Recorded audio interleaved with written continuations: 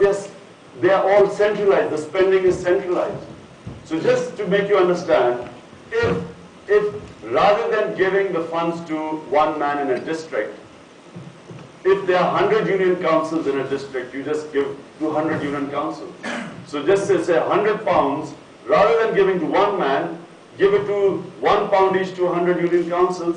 Even if they try, they won't be able to steal much out of that £1. But if you give it to one person, he has all the discretion to steal as much money as possible. So secret of spending and development to empower the people is always the local government system. Empower people at the local government and you will see that people will rise themselves. And Pakistan never has any government ever allowed local government system to flourish, simply because they want the funds. Because they do not want to disperse the funds, funds mean power, funds mean ability to siphon off money. So number one is local government system, depoliticize the police, have conflict of interest law. Conflict of interest. You can't have people coming into power with one factory and in 6 years have 20 factories. Using the state money, money from nationalized banks. I mean, the biggest looting of the banks took place. Loans were taken from nationalized banks and then waived off. So actually, they just robbed the banks. They came into power to rob the banks, and with the same money, they then went into contest elections. No wonder it's so expensive to contest an election in Pakistan, because all the criminals are fighting elections. So the key lies in conflict of interest. You cannot come into politics to do business. You must have a depoliticized police. You must have, and above all, a jury system at the village level. So you see, the reason why people are enslaved in the rural areas is because they have no access to justice. They can't afford lawyers. The jails are all full of poor people. Poor people don't come. There is no way of getting justice for the vast majority of the population. So Tehreek-e-Insaf intends to bring back the old jury system, which is the panchayat system and the jirga system at the village level. And the one case you need to be which can be solved easily by these juries at the village level are land cases. You see, the problem is that most of the land, the poor people, once their land is occupied by the powerful, have no access to justice. And then above all, we must get rid of the Patwari system. The Patwari system is about 500 years old, made by a great man, great king, Sultan Sher Shah Suri. It still existed in Pakistan. And the richest people in Pakistan are the Patwaris. In these days. I mean, the Patwari, and the maximum money is made. I mean, I'll just give you an example of what the system is. I had to transfer my land, give my land to, my sister's land was to be transferred to me, okay? It took 1 year because the Patwari insisted on taking a bribe from me. I am head of a political party, I was a member of parliament, most well-known Pakistani, and yet, in the end, the lawyer ended up a year later, without telling me, had to bribe the Patwari to do the land transfer. So I mean, this is and all you have to do is computerize all the land holdings. Just get rid of the Patwari and you relieve the people of so much stress. So and also computerize everything. Computerize the taxation system. Cut out the human element. All I'm saying is that all these things can be done. We do not have to reinvent the wheel. It's in Pakistan, the one area where we will have to have biggest struggle. Everything, in my opinion, rule of law, taxation system, fixing this, economic injustice where poor subsidize the rich, taxing the rich. It can all be done except one where we will have, the whole country will have to struggle, and that is the education system. Because unfortunately, our education, the state school education system has collapsed in Pakistan. And so there, it will have to have a national emergency, the whole country gears up, and symbolically we will have to convert all the palaces, the governor houses, the prime minister houses, the president, all of them symbolically will have to become educational institutions to give people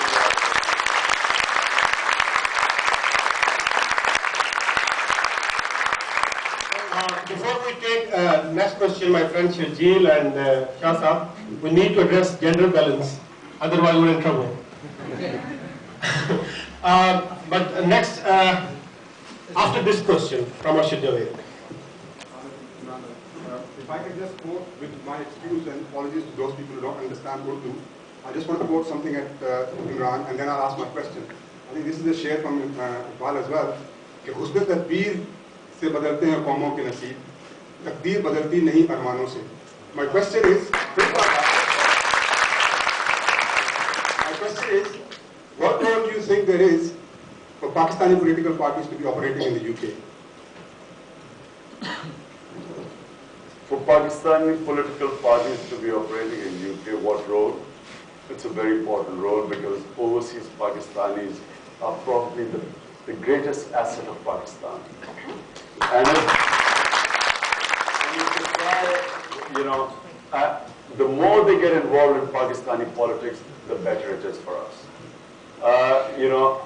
But what it should not happen is that, in my opinion, the overseas Pakistanis or British Pakistanis must get involved in British politics too.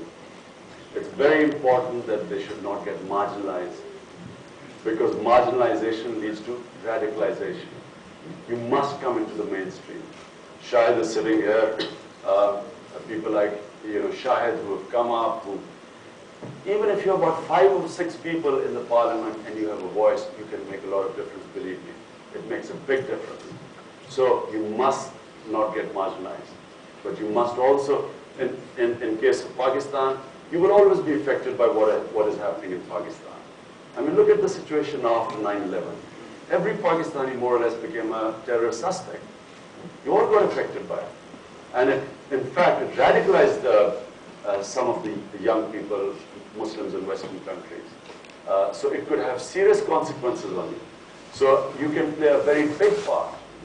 You can, because of 2 reasons. One, because the overseas Pakistani community is very affluent. So about 6 million overseas Pakistanis, GDP is equal to 180 million Pakistanis. And number 2, you live in democratic societies. You have more political awareness. You understand the democratic mindset much more than people in Pakistan who've never known proper democracy in the country. So therefore, when you say, what role of British Pakistanis have, I think that the British Pakistanis are already playing a big role. So far, the big role has been in providing charity. Every other day, there's some catastrophe, and you all pool resources and send money to Pakistan. But much more than that, you should try and help Pakistan become a genuine democracy. Because Pakistan must stand on its own feet. It's a country which is a resource-rich country. People don't realize this. The resources in Pakistan, all we have to do is have good governance, rule of law and good governance, and the country will take off. In 1965, not many of you know this, a Swedish Nobel Prize winner called Gunnar Myrdal wrote a book called The Asian Miracle. In 1965, he writes that in the entire Asia, the country that was going to become the California of Asia was what is now Pakistan. So he wrote this book assessing all the sort of various resources, talent, one of the most fertile land. Remember, what is now Pakistan was the breadbasket of the whole of India at one point. So the reason why we are in this pathetic state is because of the apathy of the people. It says when good men remain silent, evil rises to the top, which is why we've got Zardari as president. Assalamu alaikum, and it's nice to be asked as a woman. Asif, I thank you for that. But congratulations, first of all, for your book, which you very clearly emphasised as your personal journey, and I think that's quite commendable because you've not talked about politics as such, but you've explained how it's your own personal life and what made you write the book. My main concerns are that for the youth of this country, especially for the youth of this generation, including people like myself who were born in this country, it's the trust element of the politics, and it's the trust element of Pakistan. We're all passionate Pakistanis, we all want to be very passionate. How do you feel your party can strategically develop the politics in that country. Because strategy for me, it's the key to any change. So you talk about change, but how would you develop that strategic development in politics in order to gain the trust of the youth? Well, fortunately, the one thing which we do have is trust. The other parties have money, we have trust. It's the only political party which people in Pakistan relate to. I mean, no political party has ever done a fundraiser like we have and people come and donate to it. I've just been to the US and I've collected a substantial amount of money from Pakistani because they trust us. They do not trust any other party. Now, the second phase, one is trust, and then being able to deliver on what your promises are. This is the second phase. Now, unfortunately, there are no guarantees. I can't tell you that what will happen, but I feel that we are the only party at the moment that can deliver in Pakistan for two reasons. The two biggest, to make Pakistan viable, a government must be able to collect taxes. Pakistan is a country that gives the highest per capita charity and the lowest GDP, tax to GDP ratio in the world. So we give 9% tax, our tax GDP ratio is 9%. Scandinavian countries are almost 50%. India is 18%. So to become viable, all Pakistan has to do is to take the tax GDP ratio from 9 to 18%. To become viable. In my opinion, we can take it to 25%. Provided we give confidence to the people that their money is going to be spent on them, and secondly, that their money will not go into corruption. And the second thing is, of course, fighting corruption. Only a party can fight corruption if it can hold itself, its own leadership accountable. Only if you can hold yourself accountable can you hold other people accountable. Only if you give taxes yourself can you hold ask taxes from people. And remember, we are the only party which is asking for political leaders to declare their assets. No other political party dares to say that. Because all their political leaders are hiding their assets, and all of them, their assets are beyond their known source of income. And so the one law which we will pass the moment Tehreek-e-Insaf inshallah wins the next election is to make it mandatory for every politician to declare his assets, as is the case in Britain. Any assets that are not declared can be confiscated. And remember, the world has changed. Today, no longer can people have stashed their money abroad, and that money, no longer is that money safe. Because we have just seen with Gaddafi, we've seen with Ben Ali, we've seen with Hosni Mubarak. The moment corruption cases start in a country, every country will freeze their assets abroad. In America, a landmark thing has happened in the US where they have approached the Swiss government and said to declare all the American citizens who've got money lying in Swiss bank accounts. So this is a landmark thing. The world is changing. So all these crooks who think that they've got these nice pension plans of having these big flats in Mayfair or in Edgware, they're all going to be in trouble when inshallah Tehreek-e-Insaf comes into power.